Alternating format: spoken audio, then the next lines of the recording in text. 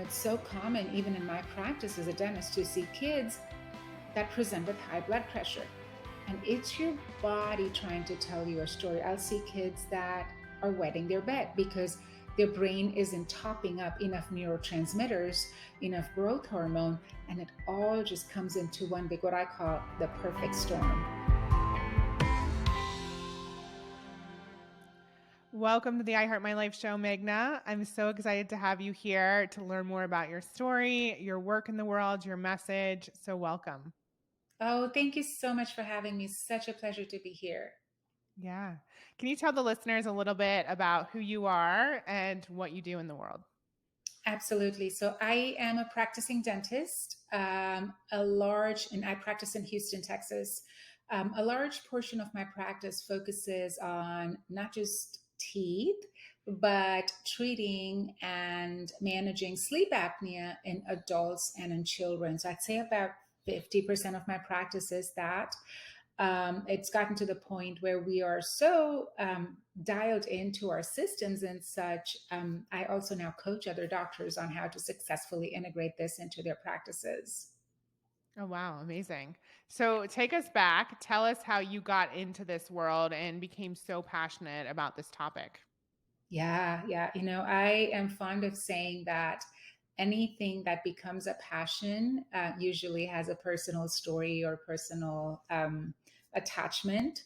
And for me, it was us losing my father in law to sleep apnea. So, as a newlywed, we didn't know what we didn't know. And when we lost him and we went back home, I was born and raised in India, but we were here in Houston. And when we went back, the consistent answer as a doctor, it's hard for me when somebody says, oh, that's the way it is. It's just how the chips fall. And that was the consistent answer we got. Oh, it's just genetics. And all of the men in our family have passed in their mid 50s. He was 54 when he passed. And that's everything that, they all grew up thinking, oh, we're going to die in our 50s. And I said, surely not in this day and age. And this was like 22 years ago. Surely this is not how it's meant to be. So I set to find answers because in my mind, I did not want my family to ever have to experience this kind of loss again. I now have two girls, they weren't born when all of this was happened, but I knew I just didn't want this. And as I dug deeper and looked for answers, the consistent commonality that emerged was sleep apnea. All those years ago in India, I don't know that they even had the alternatives, the treatment options that we now have. But coming back, when we moved back home, back to Houston, and I was like, how do I not know this? I'm a doctor. How did I not know anything about this?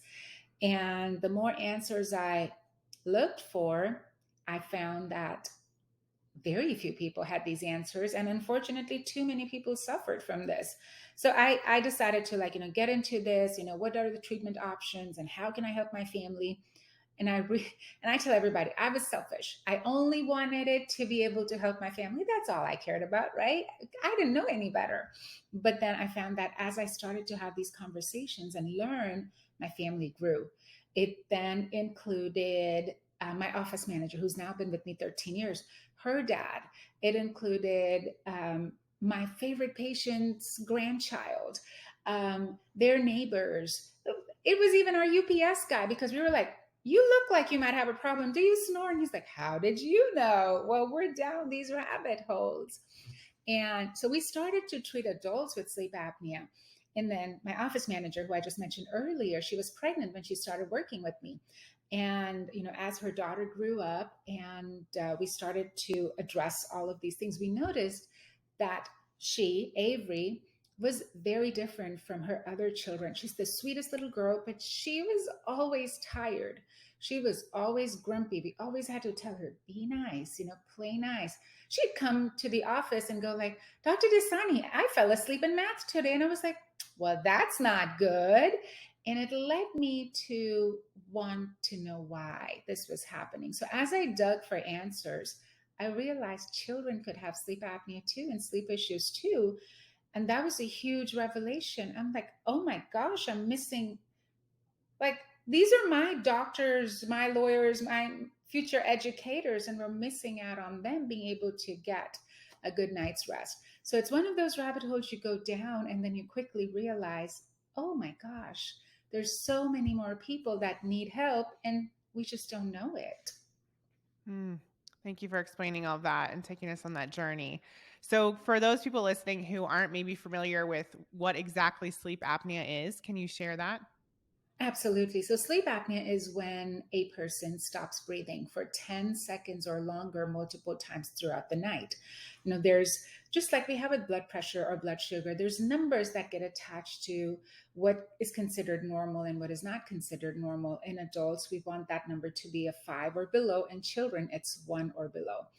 Um, what happens in obstructive sleep apnea, which is what we are discussing today, when a person lays down to fall asleep, a lot of times the tongue falls back. In children, sometimes it's their tonsils, which cause that obstruction.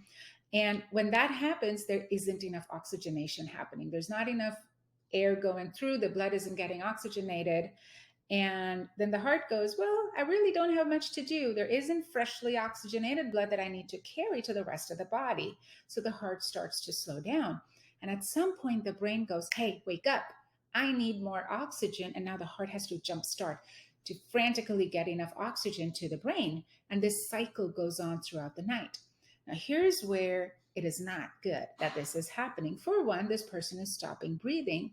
But also, let's remember and understand that when we are sleeping is when all of our healing happens, right? So, for if you went out for a run today, or you did CrossFit, or our kids went and played tennis or karate, and all the learning that they did, when is this healing happening? At night, when they're sleeping. That's when all of that healing is supposed to happen.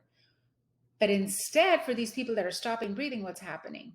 Their heart is actually working overtime. Their heart is actually going a stop, start to get enough oxygen to the brain. And this is why we see these people show up in our lives with high blood pressure, with diabetes, our older population that ends up with a stroke, early onset Alzheimer's. It's so common, even in my practice as a dentist, to see kids that present with high blood pressure. And it's your body trying to tell you a story. I'll see kids that are wetting their bed because their brain isn't topping up enough neurotransmitters, enough growth hormone, and it all just comes into one big, what I call the perfect storm. Um, so, in a roundabout way, that's what sleep apnea is. Yeah, so fascinating. So I'm curious to know, because of all the different illnesses and symptoms you just described, when I think about wetting the bed, I don't immediately go to, oh, sleep apnea. So what are some of the telltale signs that maybe make it a little bit more obvious for you to say, oh, I think that that person might have this? Because I'm wondering if it's, if there is a way to make it more obvious, or is it like they've tried all these other things and tick things off the list and end up at sleep apnea? Yeah. So, children, I like to say I can fit adults into a box. They present with the very classic signs and symptoms. They snore, they stop breathing. But children, we could have like 5 kids with 7 or 8 different symptoms, and they could all be positive for sleep issues. So I usually tell parents, how are we going to know that this is what's going on? If you have a child that snores, now snoring in a child isn't like how Uncle Joe or I would snore, right?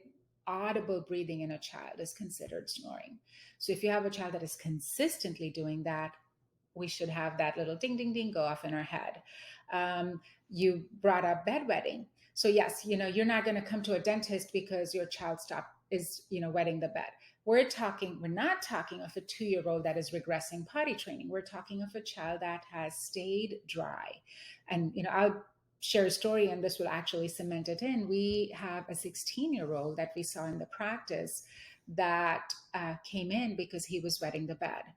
Um, Obviously, we know mom has tried everything. They'd seen the pediatrician, seen all different kinds of specialists, no water after a certain time, clean diet, no junk food. He was doing everything right. When they come to the dentist, it's their last hope, right? It's like, what else can I try that could possibly maybe help my child?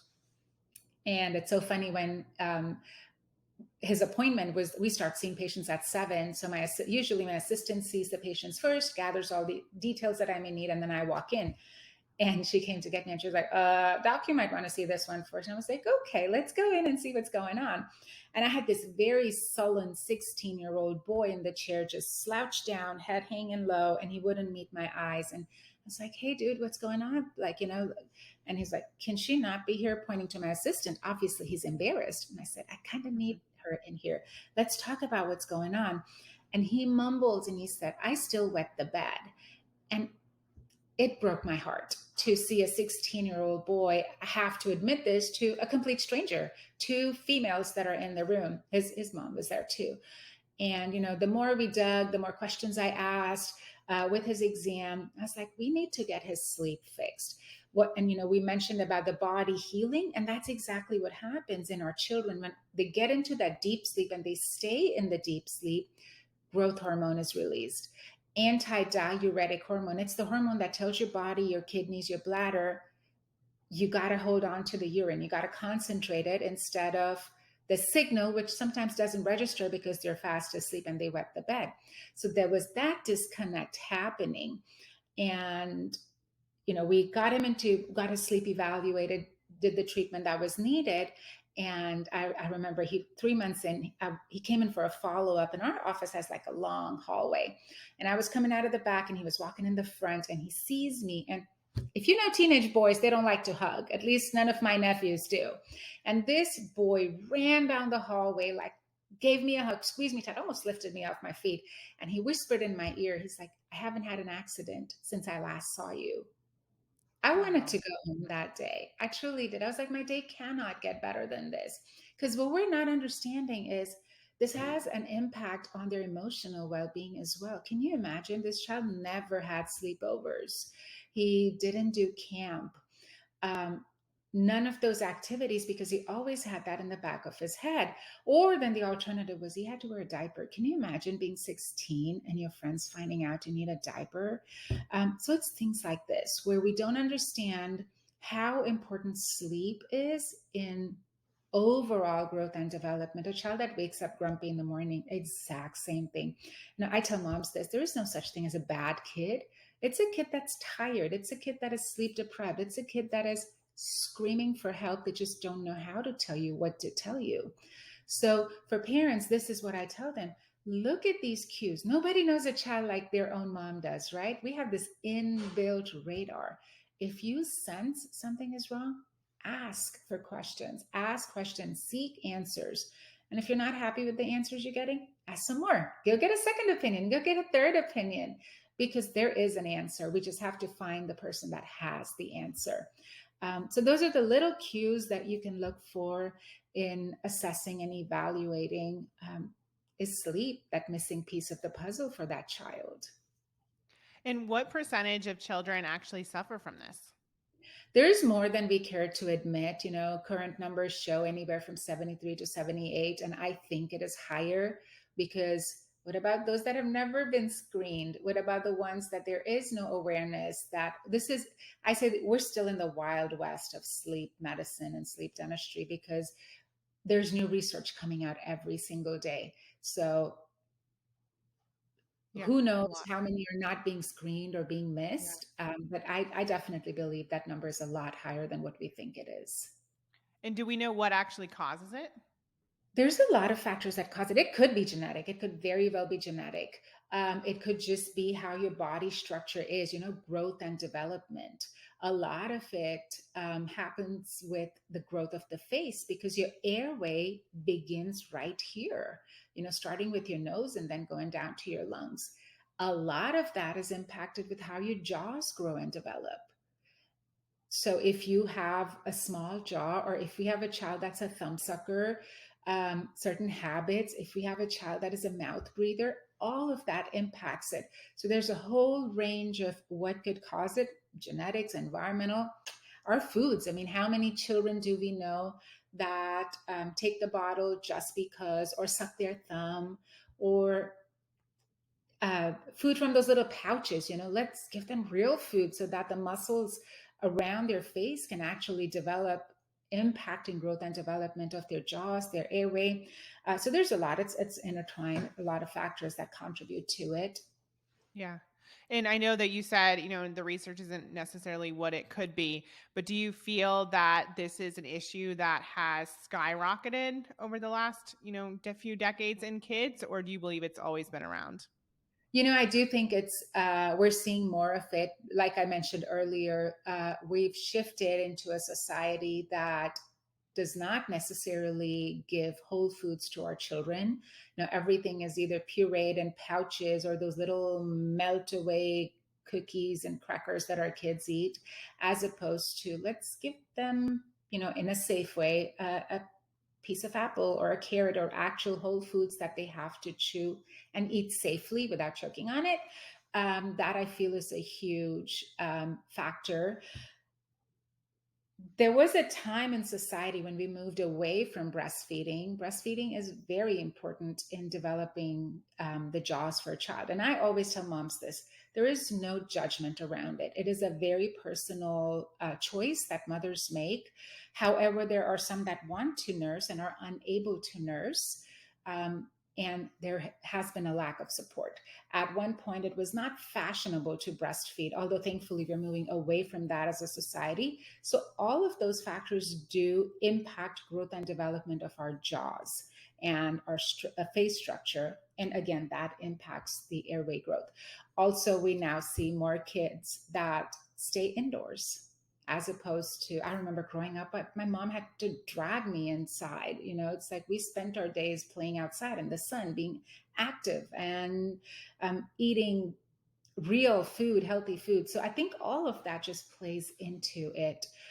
Also, there's more awareness. So, sure, like I said earlier, we're screening more, we're talking more. So, you're certainly seeing more of these numbers as well. Yeah. And I'm curious to know, so to be honest, I wouldn't think sleep apnea, okay, I need to see a dentist. I would think my first step would be to go to the GP or something. So I'm Correct. curious to know, how do you heal this in people? What are the steps that you take? Absolutely. So, I like to say that dentists are now slowly becoming in the forefront of screening because we see patients at least every 6 months for their cleaning, right? I personally see my GP maybe once a year for my well check.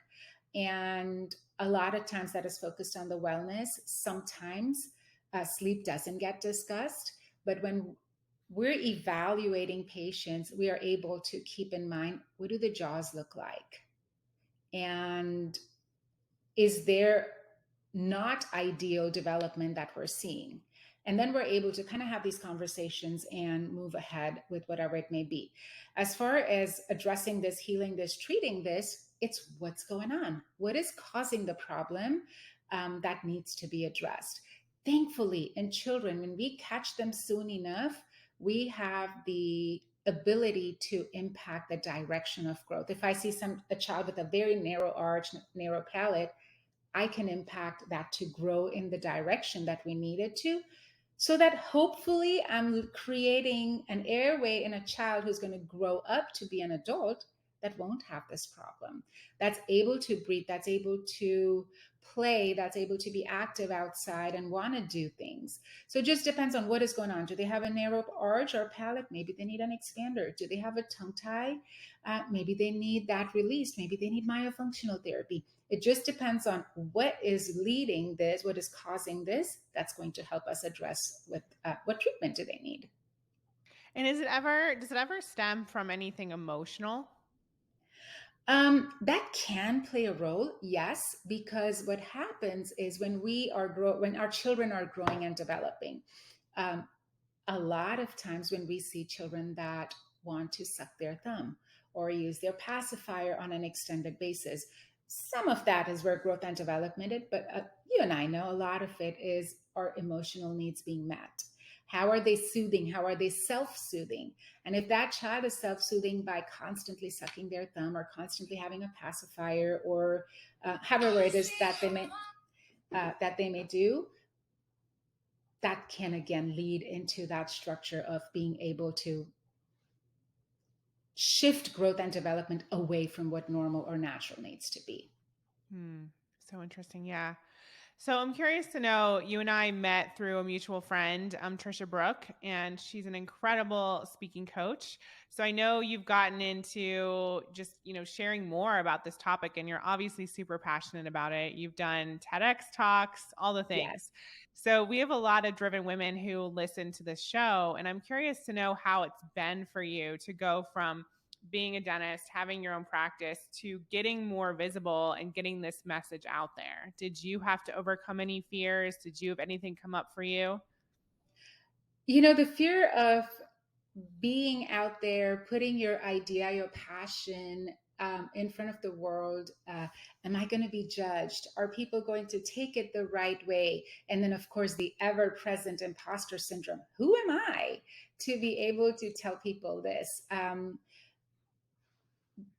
Used to show up a lot in the beginning until I realized that my why and the lives that I can impact is so much bigger than me and my fear. And I think that is something I have to remind myself on a daily basis because I didn't have the support when my children were little. Both my kids had sleep issues, and I didn't know what I didn't know. And now I have to remind myself, what would it have taken for you to have that support? Why would you not put it out to everybody, to for moms to have these answers? So it's a lot of constant telling myself, it's not about me. It's about the people I want to serve. And my why is bigger than who I am. I'm just the means to uh, what the universe decided was going to be able to help these people. Yeah. So incredible. So if people want to learn more about your work and this topic, where do they find you? My website has a lot of resources. It's meghnadassani.com. Very easy. I also am very active on social media. Instagram, my handle is Healthy Sleep Revolution. That's what we're doing. We're creating a revolution to help people get to healthy sleep. And that's pretty much it. Yeah. Beautiful. Thank you. And so we have one final question I always ask all of our guests on the show. What is one way that people can create a life that's better than their dreams? I would say to create a life that is better than your dream is focus on your purpose, focus on your why. Because when you take it outside of you, when it's not just your dreams about yourself, about who you want, or it could even be for those around you, but when it becomes focused on why you are doing what you're doing, your purpose expands to encompass others when you're actually doing it from a place of giving as opposed to wanting, needing. I do think life changes exponentially. Totally. And thank you for stepping up and making this your life's mission through, a challenging moment, losing your father-in-law, and, taking on this work and being an advocate for all of us. Super grateful. And thank you for educating us on this topic. I personally had no idea. And I always thought, you need to wear like a mask your whole life once you have sleep apnea. So I'm glad to know that's not the case.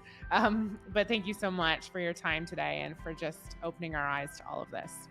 Thank you for having me.